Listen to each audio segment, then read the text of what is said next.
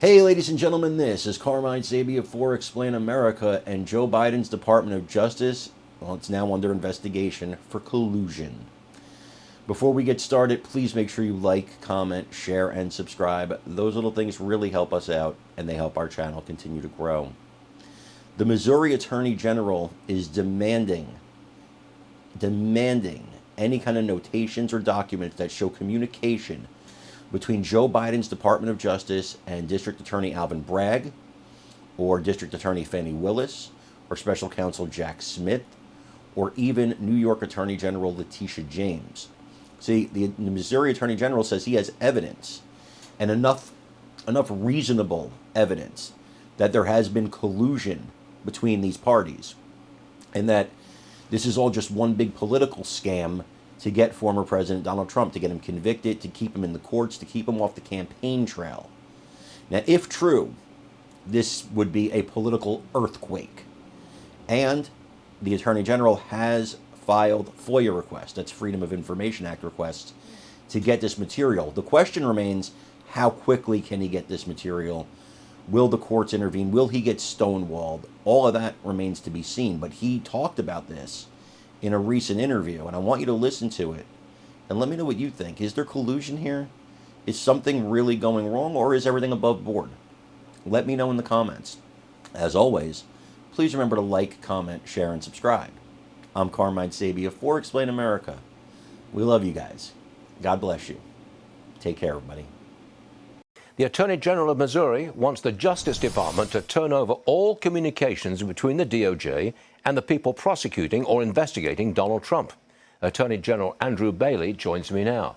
Sir, do you believe the prosecutions have been coordinated by the Justice Department? Because I guess that's a no-no.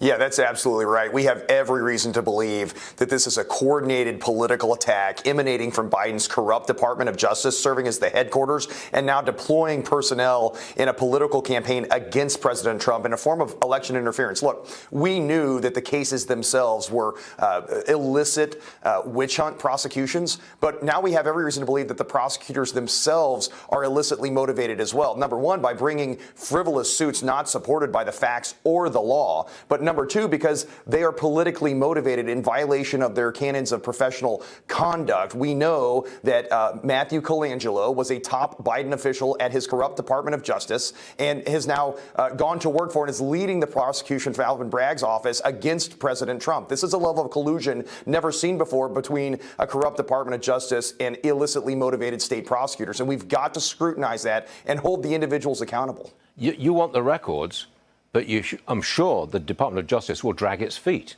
How long can they drag this out for? Until after the election, probably.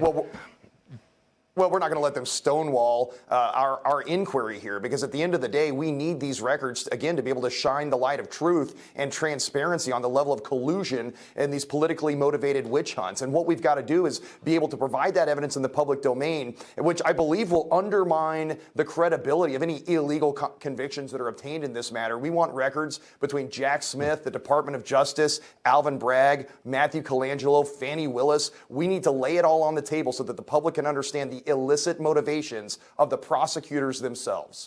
Are these cases falling apart?